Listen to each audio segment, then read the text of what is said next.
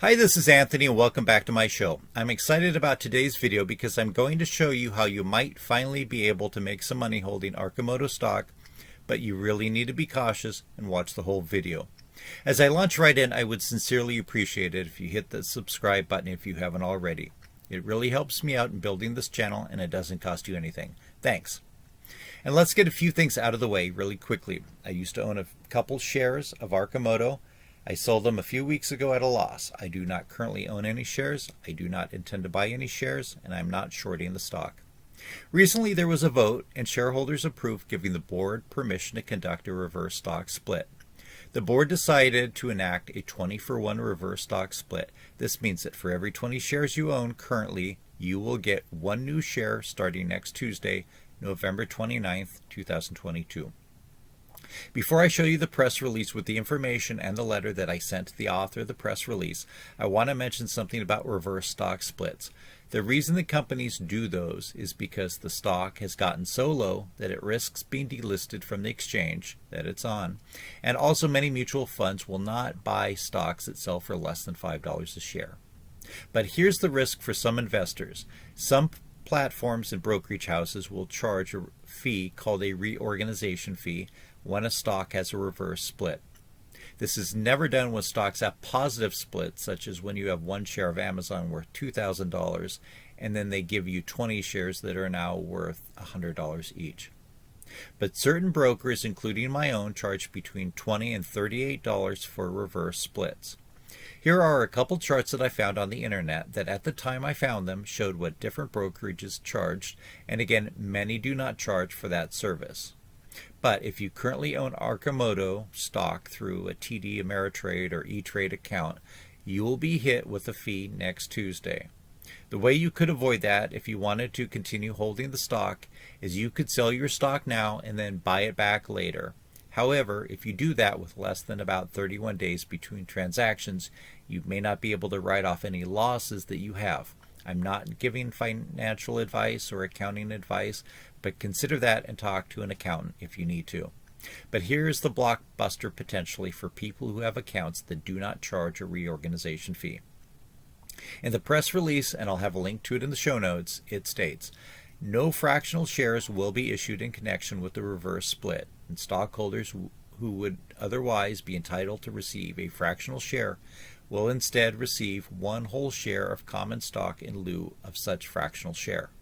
Now, typically in situations like this, if you have a fractional shares remaining after the reverse split, the company will buy your fractional shares from you and transfer the cash equivalent into your account.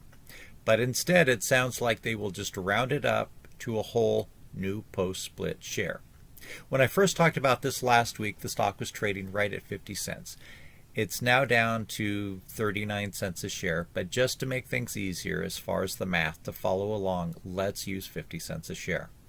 And I've sent an email last week to the author of the press release as well as their investor relations. Their emails were at the bottom of the press release, and I've not heard from them as of nearly noon on Monday. So I've given them a number of days to respond, but nothing from them. But it would seem to me that if you had accounts, perhaps regular stock accounts as well as Roth IRAs at multiple brokerages, and again we're talking about ones that don't charge the reorganization fee, and assuming that they don't have commissions, you could buy one share for 50 cents prior to next Tuesday, and on Tuesday you would then have one new share, which is the equivalent of 20 shares today, thereby turning your 50-cent investment into a $10 share of stock for approximately a profit of $9.50. And of course, if that happened in a Roth IRA, it would be tax-free. And again, in this scenario, if you had multiple accounts, you could buy one share for each of those accounts and end up with one new security worth approximately $10 in each one of those accounts. So a pretty good return. Also, it doesn't seem to make any sense buying more than one share or less than 20 shares in this scenario. If you buy one share, you'll get the new share worth 20 old shares. If you buy two shares, which would cost you $1, you're still only getting one new share worth 20 old shares. If you own 21 old shares, then it would seem to me that you would end up with two new shares. That is, 20 shares would turn into one new share, and your new one share, or your old one share that would otherwise be a fractional share would be bumped up to a second whole share.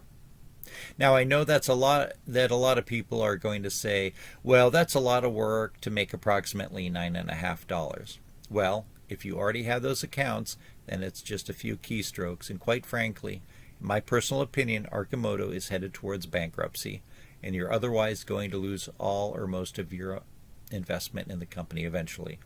So turning 50 cents into $10 is probably your only chance of making any money, and it's what, 9xing your money in a week? Am I going to do this?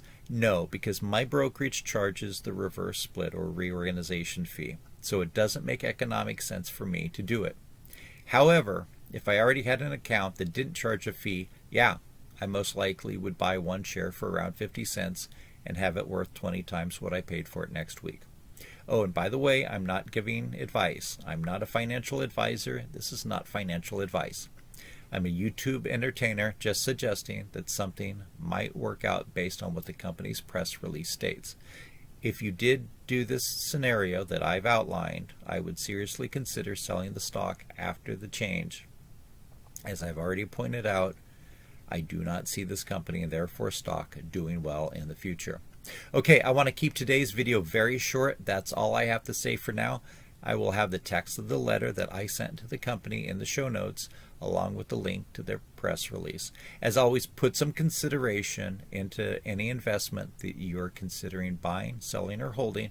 And while speculation such as these might be appropriate for a very small percentage of some people's portfolios, the best strategy is to shoot for a well-balanced long-term portfolio. Please leave any comments in the comment section below, and if you do carry out the strategy, let me know next week if it worked out for you. If you have any concerns, I do not know if emailing the company is going to work.